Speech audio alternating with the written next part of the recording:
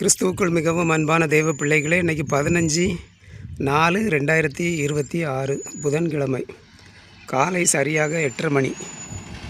அன்பான தெய்வ பிள்ளைகளே, இன்றைக்கும் நான் காலையில் களக்காட்டுக்கு போகணும் அப்படின்னு சொல்லி கிளம்புனேன்.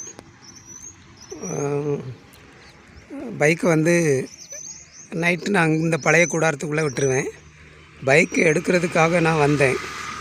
அன்பானவர்களே, வந்தால் கூடாரத்துக்கு முன்னாடி சில கால் தடங்கள் வித்தியாசமாக கிடக்குது. சரிங்களா? அதை பார்த்து யோசித்தேன். பார்க்கும்போது அன்பான தெய்வ பிள்ளைகளே, இதெல்லாம் கரடி கால் தடம் தான், அதில் சந்தேகமே கிடையாது. சரிங்களா? ராத்திரி கரடி வந்திருக்குது பாருங்கள், கரடி வந்திருக்கு கூடாரத்துக்கு முன்னாடி.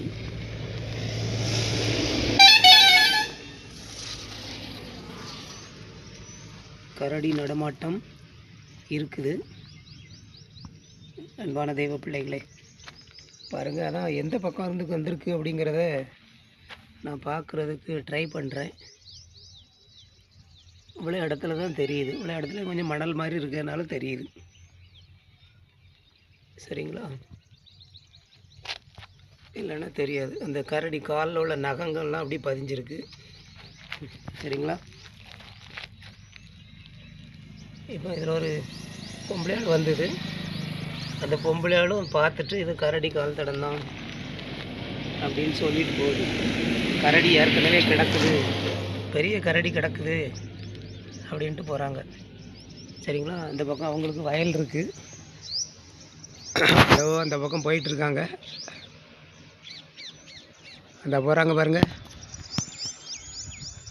அந்த பொம்பளையால் தான் சொல்லிட்டு போகுது. இப்படி தான் போகுது, பார்த்துட்டு சொல்லிட்டு போகுது. அவங்களுக்கு அங்கே தோட்டம் வயல்லாம் இருக்குது.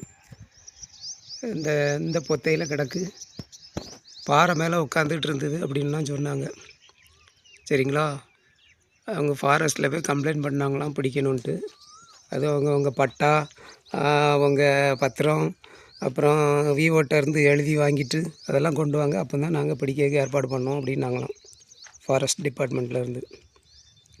அன்பான தெய்வ பிள்ளைகளே, சரிங்களா?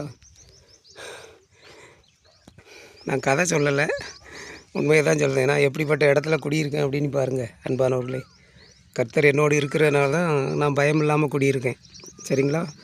ஏன்னா கர்த்தர் நமக்கு பயத்தின் ஆவியை தரவில்லை. அன்பான தெய்வ பிள்ளைகளை, கர்த்தர் தான் பாதுகாக்கிறார். Thank you, Lord. Praise God.